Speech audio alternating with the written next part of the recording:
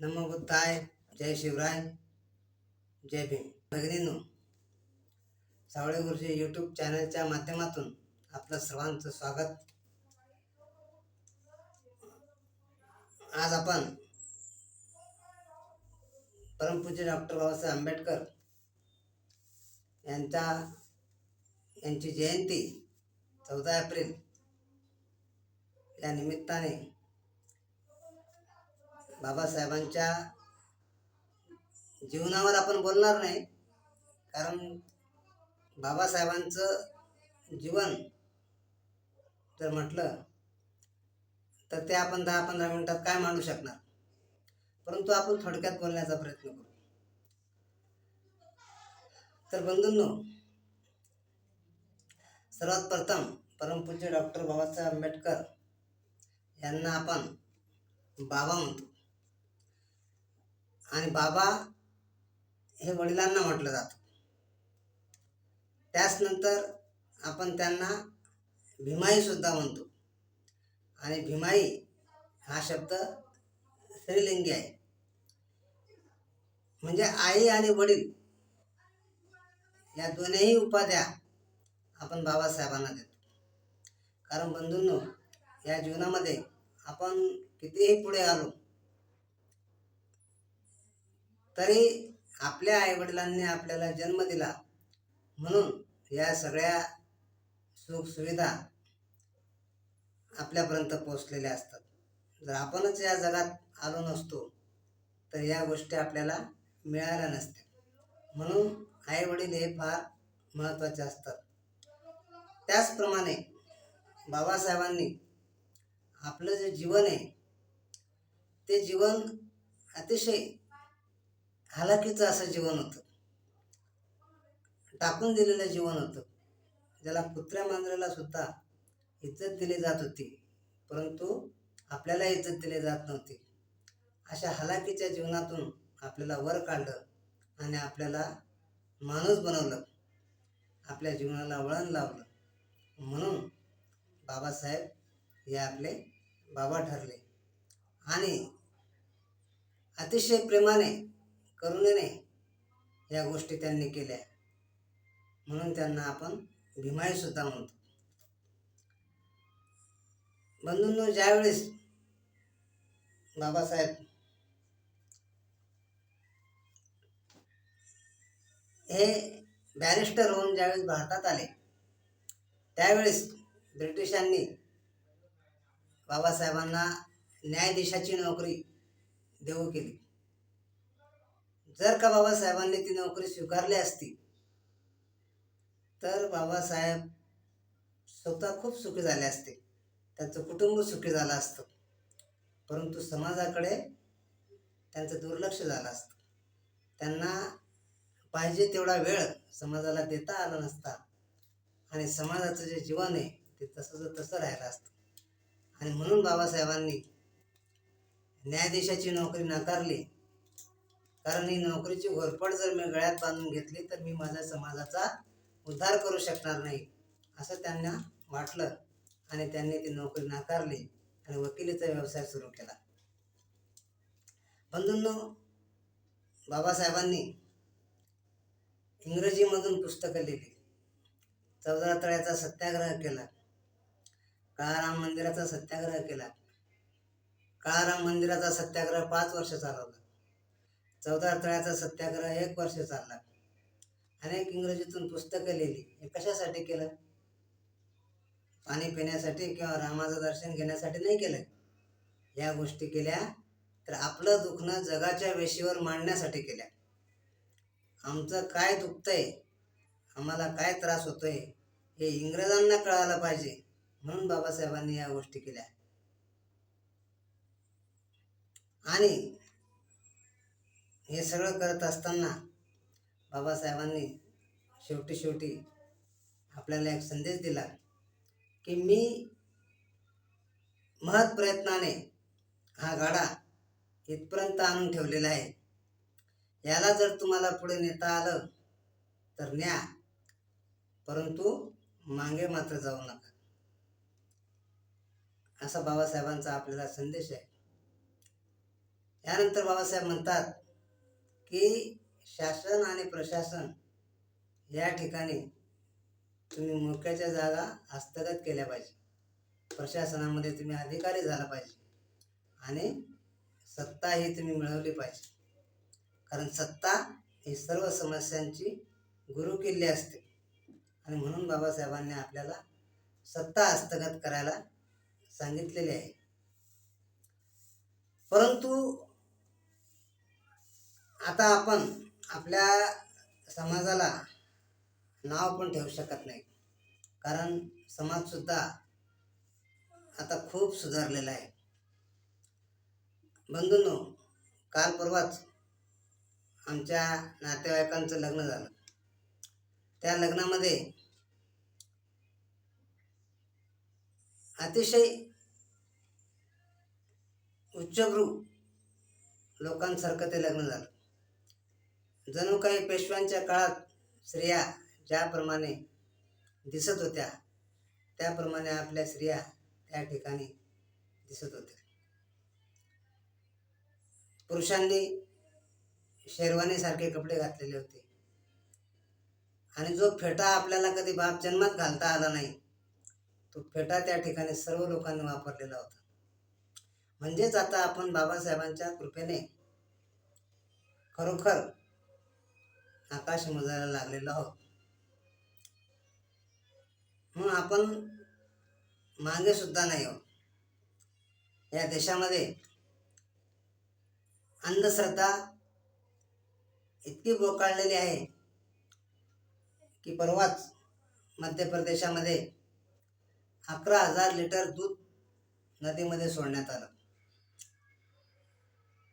नदीची पूजा म्हणून. परंतु पर्यावरणाच्या दृष्टीने जर विचार केला तर त्या गोष्टीने नदी शुद्ध होणार नसून ती घाण होईल असं विज्ञान सांगतं. त्यानंतर आता आपण बघतो बुवा बाबांचं खूप पीक आलेलं आहे. बुवा बाबांच्या नादी लागून लोक आपल्या आयुष्याचं वाटोळं करत आहेत. परंतु बाबासाहेबांच्या कृपेमुळे आपले जे बुद्धिस्ट लोक आहेत ते या कुठल्याही अंधश्रद्धेला बळी पडत नाहीत, बुवा बाबांच्या नादी लागत नाहीत. हे बाबासाहेबांमुळेच. तुम्ही कुठल्याही समाजाच्या घरात जा, तुम्हाला ठराविक फोटो दिसतील. परंतु बुद्धिस्ट माणसाच्या घरी जा, तुम्हाला सर्व महापुरुषांचे फोटो दिसतील. भगवान बुद्धापासून ते कांशीराम साहेबांपर्यंत सर्वांचे फोटो तुम्हाला त्या ठिकाणी दिसतील.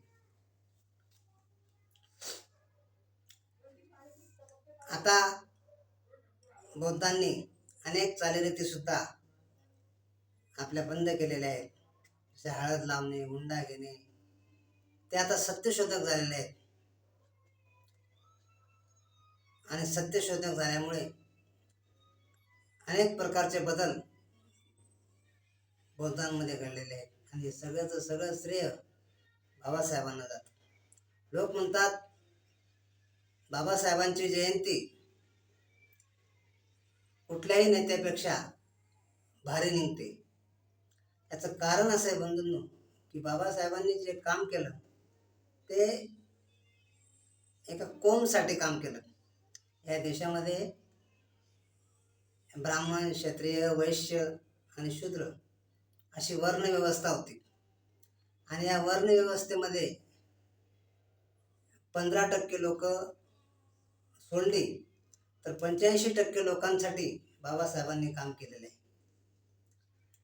आणि जोपर्यंत हे 85% लोक आहेत तोपर्यंत बाबासाहेबांची जयंती या देशामध्ये दिवसेंदिवस चांगल्यात चांगल्या प्रकारे निघाल्याशिवाय राहणार नाही. आज SC ST ह्या लोकांना तर बाबासाहेब समजलेलाच आहे, परंतु आता OBC समाजसुद्धा बाबासाहेबांच्या विचारांकडे वळलेला आहे. याची अनेक उदाहरणं आपण यूट्यूबमध्ये बघत असतो. विठ्ठल गांगणे सर, रविराज साबळे पाटील ही लोक आता बाबासाहेबांच्या विचारांची कास धरत आहेत आणि लवकरात लवकर बहुजन आपला ओबीसी समाजसुद्धा या चळवळीमध्ये मोठ्या प्रमाणात सामील झाल्याशिवाय राहणार नाही.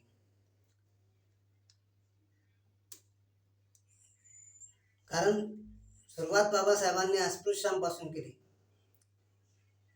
परंतु बघता बघता हे काम सर्वांसाठी झालं आणि शेवटी देशासाठी सुद्धा झालं. या देशाचं संविधान बाबासाहेबांनी लिहिलं. यानंतर बाबासाहेबांनी या देशाला वाचवलं असेल तर संविधानाच्या माध्यमातून त्यांनी देश कसा चालवायचा हे सांगितलंच, परंतु बौद्ध धर्म घेऊन खऱ्या अर्थाने बाबासाहेबांनी या देशातल्या हिंदू धर्माला जगवलं. जर का बाबासाहेबांनी इस्लाम किंवा ख्रिश्चन हे धर्म कबूल केले असते तर आज परिस्थिती वेगळी राहिली असती. बंधूंनो, जगामध्ये इस्लाम आणि ख्रिश्चन आणि बौद्ध हे तीनच धर्म आज टिकून आहेत. ख्रिश्चन धर्म हा मोठ्या प्रमाणात आहे, त्याच्या खालोखाल इस्लाम धर्म आहे आणि जवळजवळ 20 देशांमध्ये बौद्ध धर्म आहे आणि 7 देश बुद्ध राष्ट्र म्हणून घोषित आहेत. आणि जोपर्यंत हे बुद्ध ज्या ज्या ठिकाणी बुद्धाचं अस्तित्व आहे त्या त्या ठिकाणी बाबासाहेबांचं सुद्धा अस्तित्व राहणार. आणि म्हणून भारतातच नव्हे तर संपूर्ण जगामध्ये सुद्धा बाबासाहेबांची जयंती मोठ्या धुमधडाक्यात साजरी होते. कारण या जगात बौद्ध धर्म झपाट्याने वाढत आहे. बाबासाहेबांनी ज्या ज्या गोष्टी केल्या त्या गोष्टीला जगात कुठेच नाव ठेवता येणार नाही. बाबासाहेबांनी स्वतःची गरज निर्माण केली. बाबासाहेबांना इतकं शिक्षण घेण्याची काय गरज होती? कारण बाबासाहेबांना माहिती होतं जर का मी शिक्षण घेतलं नाही तर मी या व्यवस्थेपुढे टिकणार नाही. आणि म्हणून बाबासाहेबांनी सर्वोच्च शिक्षण घेतलं आणि आपली गरज निर्माण केली. लोकांना बाबासाहेब हवेहवेसे वाटू लागले. संपूर्ण जगाला ज्यावेळेस ब्रिटिशांच्या मंत्रिमंडळ तयार झालं त्यावेळेस बाबासाहेब तिथं मंत्री म्हणून होते. नेहरूंचं मंत्रिमंडळ तयार झालं त्यावेळेस बाबासाहेब तिथं मंत्री म्हणून होते. ज्यावेळेस या देशाचं संविधान तयार करण्याची वेळ आली त्यावेळी बाबासाहेबांना तिथे घ्यावं लागलं. म्हणजे बाबासाहेबांनी आपल्या शिक्षणाच्या माध्यमातून आपली लोकांमध्ये आपली गरज निर्माण केली आणि त्या गरजेतून त्यांनी आपलं 85% बहुजन समाजाला न्याय मिळवून देण्याचा प्रयत्न केला. आणि म्हणूनच आज आपण बाबासाहेबांची जयंती ही धुमधडाक्यात साजरी करतो. बंधूंनो, बाबासाहेबांची जयंती साजरी करत असताना कुठल्याही प्रकारचे अनुचित प्रकार करू नये. पांढरे कपडे घालायचे, प्रत्येकाने त्या दिवशी नवीन ड्रेस शिवायचा. बाबासाहेबांच्या जयंतीमध्ये जुना ड्रेस अजिबात वापरायचा नाही. महिलांनी पुरुषांनी अतिशय नाचून आणि वाचून दोन्ही पद्धतीने बाबासाहेबांची जयंती साजरी करायची. बाबासाहेबांच्या जयंतीमध्ये जरूर नाचायचे, परंतु दारू पिऊन नाही नाचायचे, एवढं आपण लक्षात घेतलं पाहिजे. आणि बाबासाहेबांच्या जयंतीचा दिवस हा आपल्यासाठी खूप मोठा दिवस आहे, खूप मोठा सण आहे आपला. त्यामुळे तो सर्वांना आनंदाने साजरा करावा सर्वांनी, असंच मी सांगेन. परमपूज्य डॉक्टर बाबासाहेब आंबेडकर यांच्या जयंतीनिमित्त आपल्या सर्वांना लाख लाख शुभेच्छा देतो. बाबासाहेबांना वंदन करतो आणि इथेच थांबतो. जय भीम, जय संविधान.